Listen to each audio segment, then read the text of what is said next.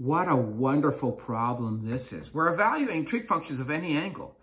We're told that sine theta is -2/3. Now, always remember, sine of an angle is a ratio. And the ratio that we know for sine is opposite over hypotenuse. That is what has been given to us. And tangent is positive. Well, we're essentially told that sine is negative. I know sine is the y. All students take calculus. Sine is the y. Sine is the y on a unit circle. So where is sine positive? The y is positive up here. All are positive and sine is positive. And negative down here. So sine is negative in these two quadrants. And tangent is positive. Well, tangent certainly is positive in the all quadrant and down here when we had negative divided by negative. So I remember a few years ago, Aaron Rodgers, the famous quarterback for the Green Bay Packers, was involved in a commercial called Discount Double Check. So I always think of Aaron Rodgers when I do this problem. You're looking for the discount double check. They have told you in a clandestine manner that this is our angle.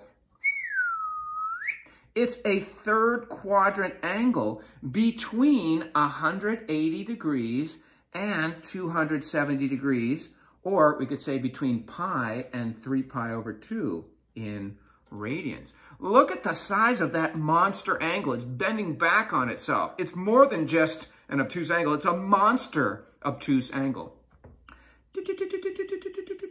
Well, we have to go over x and down y to get to this point. Look what they've told us. If this black angle is theta, guess what? The angle trapped between the terminal side of our angle and the x-axis, you guessed it, that's theta prime. We're going to take our devil red eyeballs and look right through theta prime.